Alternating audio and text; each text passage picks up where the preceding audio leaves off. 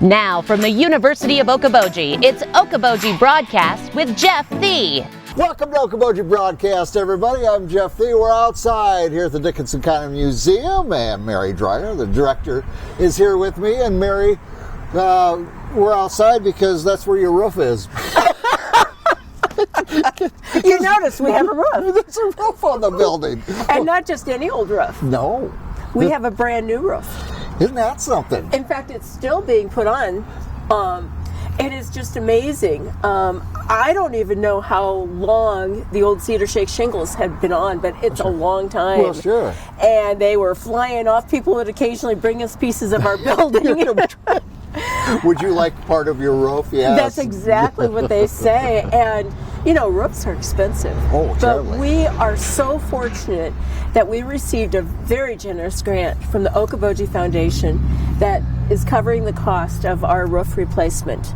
And the cool thing is, you know, we've got awesome artifacts inside the building, and part of our mission is to preserve and protect the history of this area, and now with a really good roof, Yes. that we'll be able to fulfill that mission, and I won't be worrying each time it rains that we might have a leak. Well, yeah, exactly. I mean, yeah, if your roof is leaking, tough to keep things dry and preserved. It is, and there was always kind of just this little question. If we had a heavy rain, I needed to come up and check. We never had leaks that I know of, or at least we didn't have big leaks. But to have a solid roof that will last forever. Well, if you were losing shingles, that day was coming. Yeah, it was coming sooner rather than later. Yes. Yeah. So now, all protected, and rain, snow, whatever's coming down the rain, we're good to go. Not we're the rain. Good to go now, Jeff. Thank you to the Okoboji Foundation. You guys rock. They do a lot of great things. They do for our a lot area. of great things, and we're so appreciative of that. Yeah, and I'm appreciative to, you know, we've only really shot out here one other time, and you know, here outside the original depot and everything, and it's just kind of, you know, and after we talked about, you know, the trains last week, and you know, it's kind of cool to stand here and take in the family that lived up above and kept things running literally for our trains.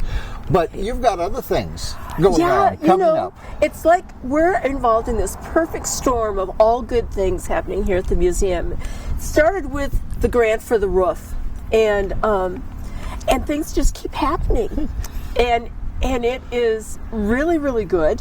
You know, we had this awesome program just a week ago when the Dyson family came here and talked about what it was like to live in this depot and to work around here, and what it was like when the trains were going back and forth. And they brought some awesome artifacts for us to keep, and just really let us know that this building is a living, breathing structure and has been for years. Yes. Did you know that this building is 139 years old? I did not know that. Construction was started in the fall of 1883. Okay.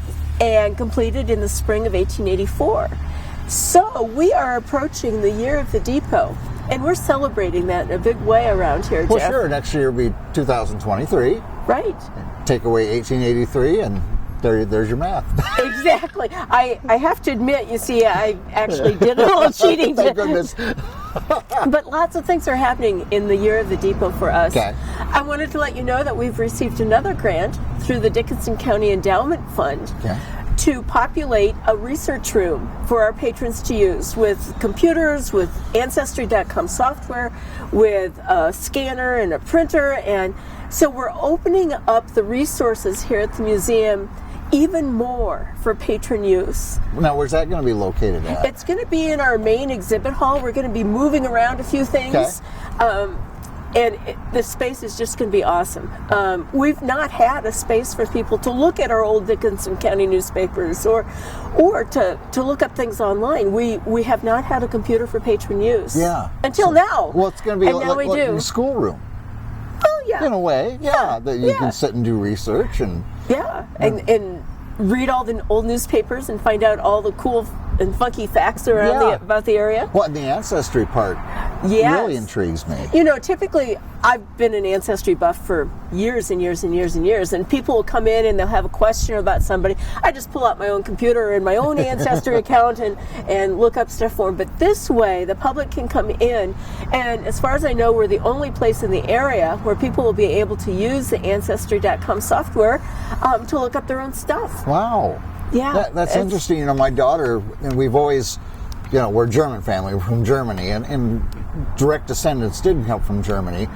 She did that with, you know, uses the DNA. Oh, absolutely. And evidently my family was all over Europe.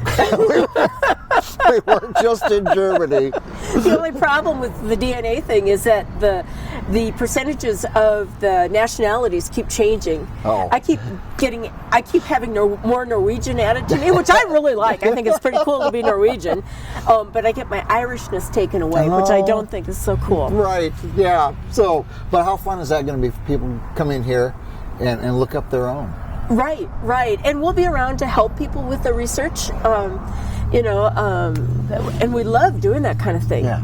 We really love doing that kind of thing. And you'll be able to use the computer to research the online newspapers also. Yes. And any other online sources that are available. And there's a lot of them. What, because the Spear Lake Beacon goes back how far? We've got them back to, I think it's 1871. Yeah, see, that's a long time ago. It's a long time ago. And for anybody who has had some lineage here in the Lakes area, it's a great opportunity to look back and see how they were involved in the development of this area. Yeah. Or what they owned, or whatever it was. I know. It's just fun. It's a big blank canvas that you can start filling in. Yes. Right. Another cool thing that's happening in our Year of the Depot here is our new website is just about ready to be launched. And this website is going to allow you to experience the joys of being at the museum from home. We've been in partnership with the Iowa Lakeside Lab and Drew Hutchinson, who has been doing 3D videos of our facilities. So you can actually tour our facility and click on different objects and find out information about them. And this new website is just going to open up the world so much. And the beauty of that is you go around the room, and if you see something in particular, you can zoom in on that. Exactly. Yes. Exactly. And that's so much fun. It is. Plus, our events will be up to date, and you'll be able to become members online. We'll be able to accept online payments and things. It's just all around a good thing. Wow.